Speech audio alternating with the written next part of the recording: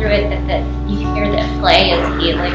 I mean, I think that's what I love about the different ages that Edward touches, is that he connects with the child within, whether it's, Abilene at the beginning, or her daughter at the very end, or the different adults. Even Lawrence and his wife, Nellie, who are embarrassed that they are using play to bring healing to their lives. That's the reality, is that play is healing, art is healing, whimsy is healing.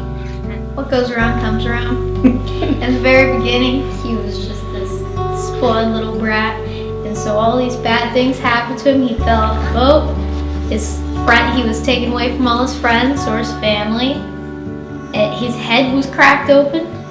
But then with the baby doll and just figuring things out as it went, as perseverance, he then got back to the first person who ever cared about him, Abilene, and then her daughter, who would probably grow to care for him, and he'd probably see her every day, so he would come to love her too. So then he had another chance, and he was able to keep going around and kind of spreading the love, I guess. Spreading that you can get through these things. You can change.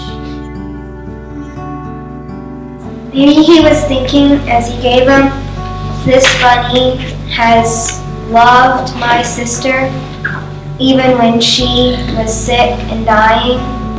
So I need to love him back, so that when he may be dying or when he's sick, he can remember Sarah Ruth and think, that little girl changed my life. The other thing that I took was the hobos around the campfire, and reminding us throughout the whole story is that everybody, though their tale is different, they have a story to tell, and we should be quiet and we should listen. We didn't really delve into Lolly, but I'm sure there's reasons for the way that she is, and I thought listening was also a major theme, and it reminded me, be quiet, to listen, because you'll learn more about people, and you'll be able to increase your relationships and the depth of that relationship if you just listen. Like how people say, if you really love something, you will do what's best for them, and he did what's best for Edward. He got him fixed. My impression of Lolly is that she was a spoiled individual who only thought about herself.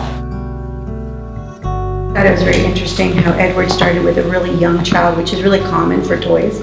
But then the second couple that he ended up with was basically an old couple. I mean, if you see the original pictures of Nellie is wrinkled and she's old and she has a little apron, she's got knuckled hands. And so at the end of our lives, I think that toys become important to us again because they have some history or some remembrance.